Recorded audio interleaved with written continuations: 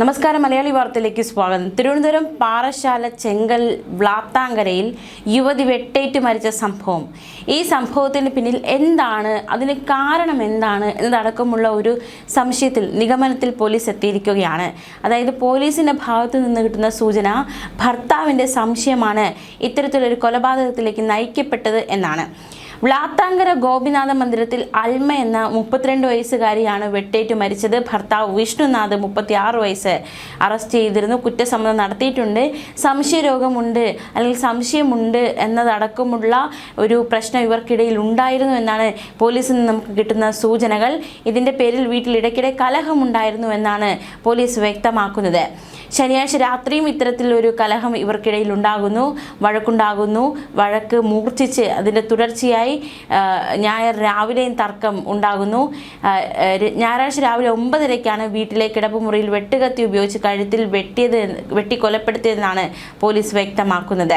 PSC coaching സെൻറ്ററിൽ English അധ്യാപകനായിരുന്നു Vishnunath.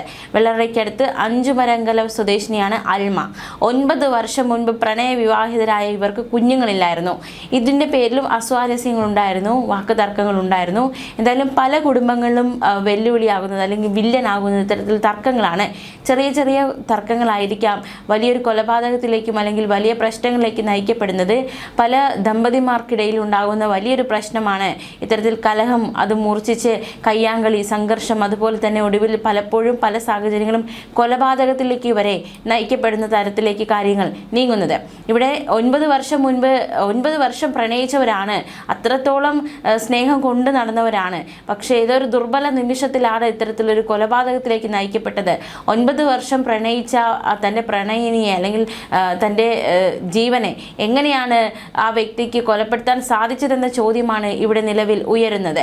എന്തിൻ്റെ പേരിലായാലും കൊലപാതകം യാതൊരു രീതിയിലും ന്യായീകരിക്കാനാകാത്തത് തന്നെയാണ്. അപ്പോൾ 9 വർഷം പ്രണയിച്ചു അല്ലെങ്കിൽ 9 വർഷം സ്നേഹിച്ചു എന്നൊക്കെ പറയുന്ന എന്തർത്ഥമാണ് അതിലുള്ളത് എന്ന ചോദ്യമാണ് നിലവിൽ ഉയരുന്നത്. പ്രണയ വിവാഹമാണ്, ഇവർക്ക് കുഞ്ഞുങ്ങളില്ല. ഇതിൻ്റെ പേരിൽ അസ്വാരസ്യങ്ങൾ ഉണ്ടായിരുന്നു. പാറശാല പോലീസ് അറസ്റ്റ് ചെയ്ത് നെയ്യാറ്റിൻകര കോടതിയിൽ പ്രതി വിഷ്ണുവിനെ ഹാജരാക്കിയിരുന്നു. ഇയാളെ റിമാൻഡ് ചെയ്തിരിക്കുകയാണ്. തിരുവനന്തപുരം മെഡിക്കൽ കോളേജ് ആശുപത്രിയിലാണ് പോസ്റ്റ്മോർട്ടം നടത്തിയത്. അതിനുശേഷം ബന്ധുക്കളാണ് അൽമയുടെ മൃതദേഹം ഏറ്റുവാങ്ങിയത്. വൈകിട്ട് 3:30 അഞ്ചുമരങ്കാലയിലെ വീട്ടുവളപ്പിൽ മൃതദേഹം സംസ്കരിച്ചു. കൊല്ലപ്പെട്ട അൽമ അയൽക്കാരുമായി അകലം പാലിച്ചിരുന്നെങ്കിലും ഫേസ്ബുക്കിൽ 10,000-ഓളം പേർ പിന്തുടരുന്ന വലിയൊരു സുഹൃത്ത് വലയത്തിനുടമയായിരുന്നു. കഴിഞ്ഞ ദിവസമൊക്കെ നമ്മൾ അറിഞ്ഞതാണ്. അപ്പോൾ പലരും സോഷ്യൽ മീഡിയയിലൊക്കെ ആക്റ്റീവാണ്. പക്ഷേ സോഷ്യൽ മീഡിയയിൽ ആക്റ്റീവ് ആകും തോറും എത്രത്തോളം ചുറ്റുമുള്ള ബന്ധങ്ങളിൽ നിന്ന് അകന്ന് നിൽക്കുന്നു അവരെന്ന് ചുരുക്കം ചിലരെങ്കിലും അത്തരത്തിലാണ് എന്നതിന് തെളിവായി അൽമയുടെ ഒരു ജീവിതാവസ്ഥ മാറിയിരിക്കുകയാണ്. വിഷ്ണുനാഥ് അൽമ ദമ്പതികളുടെ ദാമ്പത്യത്തിനിടയിൽ ഒരുപാട് പ്രശ്നങ്ങൾ ഉടലെടുത്തിരുന്നു അല്ലെങ്കിൽ ചുരുളഴിയാതെ കിടക്കുകയായിരുന്നു. അത് പുറത്തുള്ളവർക്ക് പക്ഷേ അത് അറിയില്ലായിരുന്നു എന്നതും ഏറ്റവും ശ്രദ്ധേയമാണ്. ഒട്ടേറെ പൂച്ചകളെയും നായ്ക്കളെയും ഒക്കെ ഇവർ വളർത്തുന്നുണ്ടായിരുന്നു. സമൂഹ മാധ്യമങ്ങളിൽ പൂച്ചയ്ക്ക് ഒപ്പമുള്ളതും ഭർത്താവും ഒന്നിച്ചുള്ളതുമായ ചിത്രങ്ങൾ അൽമ ഷെയർ ചെയ്തിട്ടുണ്ട്. സമൂഹ മാധ്യമങ്ങളിൽ സജീവമായ അൽമയ്ക്ക് അതിനുള്ള പിന്തുണ നൽകിയിരുന്നത് വിഷ്ണു എന്നാണ് ബന്ധുക്കൾ നൽകുന്ന മൊഴി. പിന്നെ എന്തിനാണ് കൊലപ്പെടുത്തിയതെന്ന് അടുത്ത ബന്ധുക്കൾക്ക് പോലും അറിയില്ല. അപ്പോൾ അത്തരത്തിൽ ഇപ്പോഴും ഉയരുന്ന ചോദ്യം ഇതാണ്: 9 വർഷം പ്രണയിച്ചവർക്ക് അല്ലെങ്കിൽ 9 വർഷം അവരുടെ ബന്ധം അത്രയും ദൃഢമാണ്. 9 വർഷം പ്രണയിച്ച് വിവാഹം കഴിഞ്ഞു എന്ന് പറയുമ്പോൾ എത്രത്തോളം ദൃഢതയുള്ള ബന്ധമാണ് അതെന്നത് നമുക്ക് ഊഹിക്കാവുന്നതേ ഉള്ളൂ. അത്തരത്തിൽ ഒരു ദൃഢമായ ബന്ധം ഉണ്ടായിരുന്നു ഇവർക്കിടയിലെങ്കിൽ എങ്ങനെ ഈ ഒരു കൊലപ്പെടുത്താൻ സാധിച്ചു ഈ വ്യക്തിക്ക് എന്നതും അത്രമാത്രം പ്രശ്നം എന്താണ്, ഒരു കൊലയ്ക്ക് അല്ലെങ്കിൽ കൊലപ്പെടുത്താൻ പാകത്തിനുള്ള പ്രശ്നം എന്താണ് എന്ന ചോദ്യമാണ് ഉയരുന്നത്. ഈ കുഞ്ഞുങ്ങളില്ലാത്തതിൻ്റെ പേരുള്ള കലഹം കൊലപാതകം കലാശിച്ചു എന്ന് പോലീസിനോട് വിഷ്ണു പറയുമ്പോഴും അത് പോലീസ് മുഖവിലേക്ക് എടുത്തിട്ടില്ല. അൽമയുടെ അവസാന സമൂഹ മാധ്യമ പോസ്റ്റ് ഈ മാസം 13 ഫേസ്ബുക്കിൽ നിന്ന് ടാലൻറ്റ് ബാഡ്ജ് നേടി എന്നതിനെ കുറിച്ചുള്ളതായിരുന്നു. നമുക്കറിയാം, ഫേസ്ബുക്കിൽ ആ ഒരു ടാലൻറ്റ് ബാഡ്ജ് കിട്ടുമ്പോൾ ഇപ്പോൾ കണ്ടന്റ് ക്രിയേറ്റേഴ്സ് ആയിട്ടുള്ളവർക്കൊക്കെ അത് വലിയൊരു സന്തോഷകരമായ കാര്യമാണ്. അത്തരത്തിൽ വലിയ സന്തോഷത്തോടെയാണ് ആ ഒരു പോസ്റ്റ് ഇട്ടത്. എന്തായാലും ഇതിനിടയിൽ വലിയൊരു കൊലപാതകമാണ് സംഭവിച്ചിരിക്കുന്നത്. സ്വന്തം ഭാര്യ അതിക്രൂരമായി കൊലപ്പെടുത്തിയിരിക്കുന്നു. അപ്പോൾ പോലീസിൽ നിന്ന് കിട്ടുന്ന സൂചന സംശയരോഗമാണ് എന്താണ്. എന്തായാലും നിർണായകമായ മറ്റു വിവരങ്ങളൊക്കെ പുറത്തു വരേണ്ടതായിട്ടുണ്ട്. അതേസമയം കഴിഞ്ഞ ദിവസം മലയാളി വാർത്തയോട് അൽമയുടെ വീട്ടിലെ അയൽവാസികൾ മലയാളി വാർത്തയോട് പ്രതികരിച്ചിരുന്നു. അവരുടെ പ്രതികരണത്തിലേക്ക് ഒരിക്കൽ കൂടി നമ്മൾ പോവുകയാണ്. അമ്മ വിഷ്ണുവിനെയും ഈ പറയുന്ന പെൺകുട്ടിയെയും അറിയാമായിരുന്നോ? എങ്ങനെയാ അവര് തമ്മിൽ എന്തെങ്കിലും പ്രശ്നം ഉള്ളതായിട്ട് നമുക്കറിഞ്ഞൂടാ. ഇന്ന് വരെ അവർ തമ്മിൽ പിണക്കമുള്ളതോ അങ്ങനെ പിണക്കായിട്ട് അങ്ങനെ ഒരു വഴക്കോ അങ്ങനെ ഒന്നും ഞങ്ങൾ കേട്ടിട്ടില്ല. ഇത്രയും ദിവസമായിട്ട് നമ്മൾ കേട്ടിട്ടില്ല. ഈ അൽമയെ സംബന്ധിച്ച് അമ്മയുടെ എന്തെങ്കിലും സംസാരിക്കാറുണ്ടായിരുന്നു? അവസാനമായിട്ട് അമ്മ ആ കുട്ടിയെ കാണുന്ന എപ്പോഴാ? അവസാനമായിട്ട് കണ്ടത് ഒരു 30 ദിവസം വരും. ഇവള് പൂച്ചയുടെ ഭയങ്കര ഇതാണ്. അപ്പോഴ ഒരു പൂച്ച ആരോ കൊണ്ട് ഇട്ടത്, അവരുടെ വീട്ടിൽ ഇഷ്ടം പോലെ ഉണ്ട്. അപ്പോൾ ഈ പൂച്ച കരയണത് കേട്ട് കേട്ട് ഇവള് കുറേ നേരം എന്ന് വെച്ചാൽ രാത്രി ഒരു 7 മണി വരെ അവള് നോക്കിയിട്ട് കൊടുക്കാൻ അവള് കുളിച്ചിട്ട് ഞാൻ പറഞ്ഞു പൂച്ച നീ പോന്ന് പറഞ്ഞോണ്ട് ഞാൻ തടി എടുത്ത് വരട്ടുന്നു. അപ്പോഴവിടെ പോണെങ്കിൽ അവളവിടെ പിടിച്ചിടുമല്ലോ എന്ന് പറഞ്ഞോണ്ട് പൂച്ചയെ ഞാൻ വരട്ടുന്നു. പൂച്ച പോകില്ല. കുറച്ചു ദൂരം ഇവിടെ വരും വീണ്ടും പോകുന്നുണ്ട്. അങ്ങനെ ഇരുന്നപ്പോഴും ഒടുവില്ല ഇവള് ഒരു 7-7:30 മണിയാവും ഇങ്ങോട്ട് വന്ന്. അപ്പൊ ആന്റി പൂച്ച എവിടെ ഇരിക്കണേ? ഇതിന്റെ അടിയിലിരിക്കണം പൂച്ച. ഞാൻ വരട്ടിട്ട് പറഞ്ഞില്ല. എന്നിട്ട് അവൾ വീണ്ടും ഇവിടെ വന്ന് ഇതിന്റെ അടിയിലിരിക്കുന്നത്. അപ്പുറത്തെ ഇതിന്റെ അടിയിലിരിക്കണം.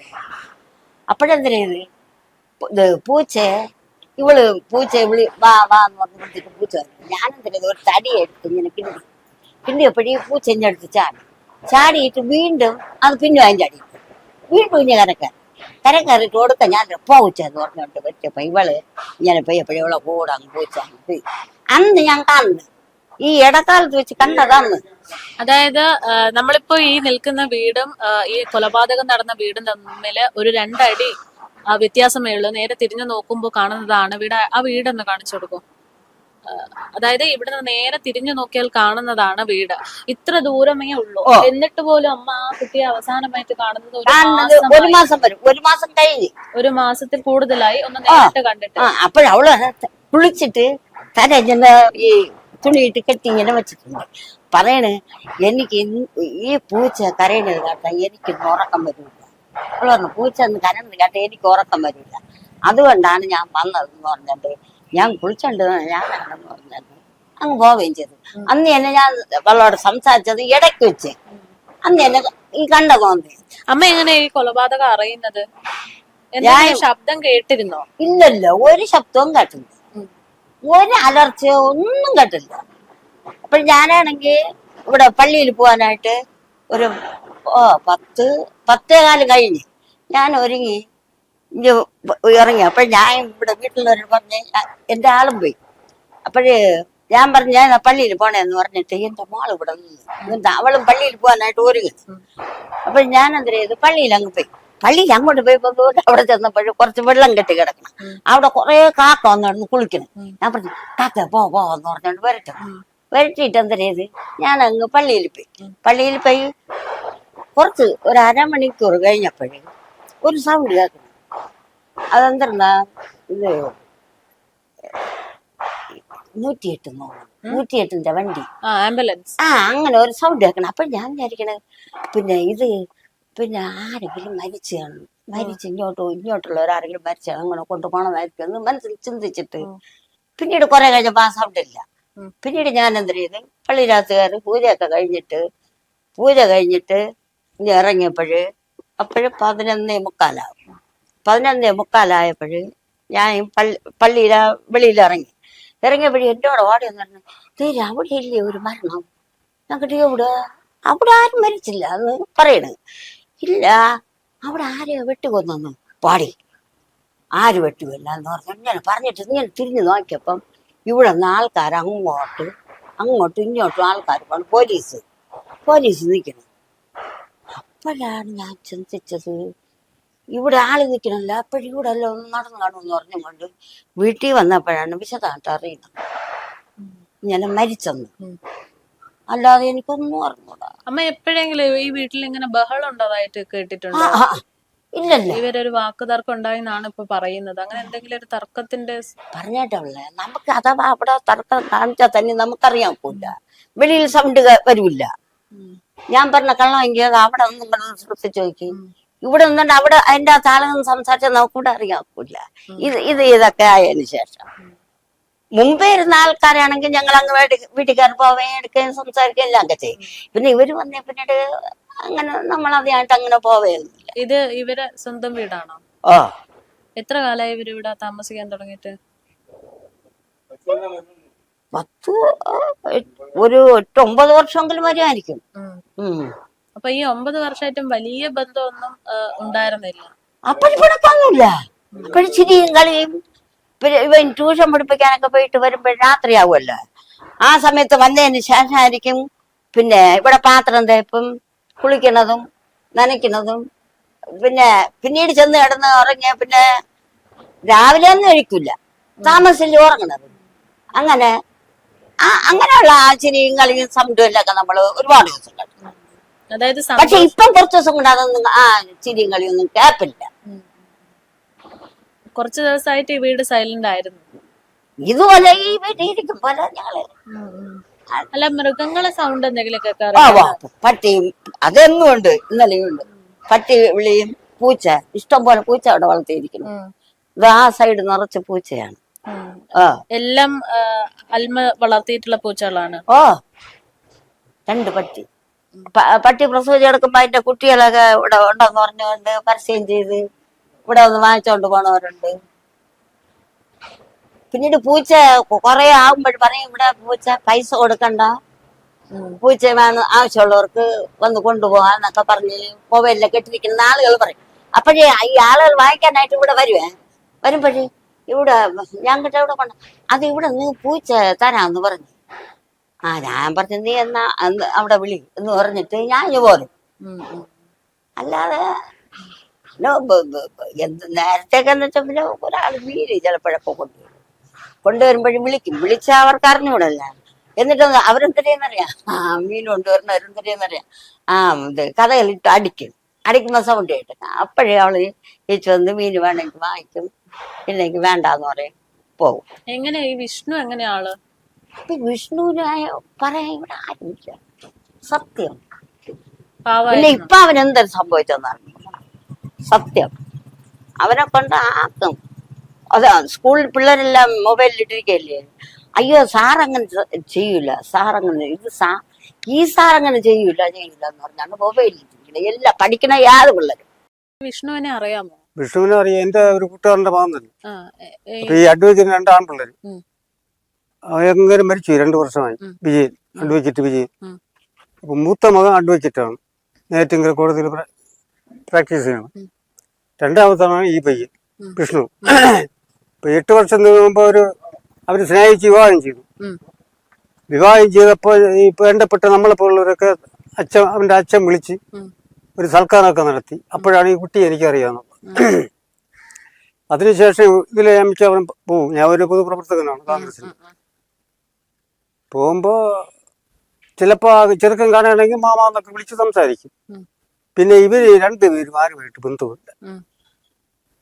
നമ്മളൊരു 8-10 അംഗങ്ങളുള്ള വീടുകളിൽ ജനിച്ചവരാണ്, കഷ്ടതകളും ദുഃഖങ്ങളും അനുഭവിച്ചവരാണ്. ഇവർക്ക് വേണ്ട വിദ്യാഭ്യാസം എല്ലാം ഉണ്ട്. എങ്ങനെയാ വിഷ്ണുവിന്റെ സ്വഭാവം എങ്ങനെയായിരുന്നു? സ്വഭാവം നമുക്കൊന്നും അങ്ങനെ അറിഞ്ഞൂടാ. BSc ക്ലാസ് കോച്ചൊക്കെ ക്ലാസ്സൊക്കെ എടുത്തോണ്ടിരുന്നവനാണ്. അങ്ങനെ ഇരുന്നൊരു സുപ്രാവത്തിൽ ഞങ്ങൾ അപ്പുറത്ത് മണ്ഡപത്തിൽ ഒരു കല്യാണത്തിൽ ഇന്നലെ ഭക്ഷണം കഴിച്ചോണ്ടിരുന്നപ്പോ ഇവിടെ നിന്ന് എല്ലാം ചെയ്തതിന് ശേഷം ചേട്ടൻ അപ്പുറത്താണ്, വൃന്ദാവന സ്കൂളിലെ മാനേജറാണ് ഇവര്. ചേട്ടൻ്റെ അടുത്ത് ചെന്ന് പറഞ്ഞ് ഞാൻ ഇങ്ങനെ ചെയ്തു. അപ്പൊ ചേട്ടൻ മൈക്ക് അഡ്വക്കേറ്റ് അയാൾ പാറശാല വിളിച്ചു പറഞ്ഞു. പോലീസ് വന്നു, ഈ പ്രതിയും ഇവിടെ കയറ്റി അവരെ കൊണ്ടുപോയി. പിന്നെ ഇന്നലെ 4 മണിക്ക് കയറ്റിയാണ് വാടി കൊണ്ടുപോയി. ഇപ്പോ നിങ്ങൾ ഏത് മാധ്യമമെന്ന് എനിക്കറിഞ്ഞൂടെ, ഇപ്പൊ കേരളത്തിൽ നടക്കുന്ന സംഭവം ഞാൻ പറഞ്ഞു. നമ്മളൊക്കെ കുടുംബങ്ങളിൽ 8-10 അംഗങ്ങൾ കിടന്നവരാണ്. എനിക്ക് 8-10 സഹോദരങ്ങളുണ്ടായിരുന്നു. ഇപ്പോഴ് നമ്മളെ വീട്ടിൽ വന്ന ഒരു പ്രശ്നം നടന്നാൽ നമ്മുടെ ബന്ധുക്കളോ പിന്നെ രക്ഷകർത്താക്കളോ ഉപദേശിച്ചങ്ങ് വിടും, പ്രശ്നം അങ്ങ് തീർന്നു. ഇതിപ്പോ 2 പേര് അതിനകത്ത് നടക്കുന്ന സംഭവം തരാണെന്ന് ഈ നാട്ടിലെ ആളുകൾക്ക് പോലും പറഞ്ഞുകൂടാ. അങ്ങനെ ഒരു ബഹളമായിട്ടൊന്നും ഇതുവരെ ശ്രദ്ധിച്ചിട്ടില്ല. ഞാൻ ഒരു ദിവസം ഇതിലെ വന്നപ്പോ 2 പട്ടികളെ കെട്ടിക്കയറ്റിലിട്ടേക്കുന്നു. ഒരു 3 വർഷം വരും. അപ്പൊ ഞാൻ വിഷ്ണുവിനോട് ചോദിച്ചു, എന്തിനാ നീ ഗേറ്റിൽ പട്ടിയെ കെട്ടിയിട്ടേക്കുന്നു? ചിരിച്ചോണ്ടങ്ങ്. അത് ഈ അഡ്വക്കേറ്റ് 2 പയ്യന്മാരും നല്ല വിദ്യാഭ്യാസമുണ്ട്, ആർക്കും ഒരു ശല്യമില്ല, അങ്ങനെ നടന്ന പയ്യന്മാരാണ്. പിന്നെ ഇത് യാദൃച്ഛമായിട്ട് എന്തൊക്കെ സംഭവിച്ചു, നമുക്കിനിയിപ്പോൾ എന്തെങ്കിലും ചെയ്യാൻ. അത് കേരളത്തിലൊക്കെ നടക്കണം. ഇപ്പൊ അതുപോലെ മദ്യപാനം. എനിക്ക് 2 പയ്യന്മാരുണ്ട്, പിള്ളേർ അവരെ ഡിഗ്രിയൊക്കെ പഠിപ്പിച്ച് 23-24 വയസ്സായി വിവാഹം കഴിച്ചു കൊടുത്തു. 2 പിള്ളേർക്ക് 2 കൊച്ചുങ്ങളുമുണ്ട്.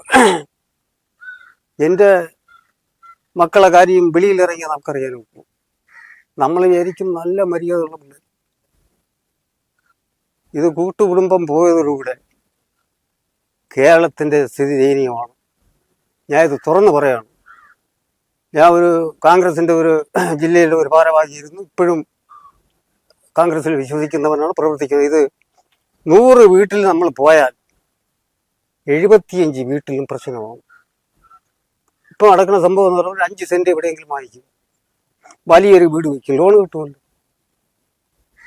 ആർഭാട ജീവിതം നയിക്കും, വീട്ടിൽ തീ കത്തിക്കില്ല, ഹോട്ടലിൽ എവിടെ ചെന്നെങ്കിലും ഈരണ്ട് പുതിയതായിട്ട് വരും, അവർ കഴിക്കും, വീണ്ടും പോകും.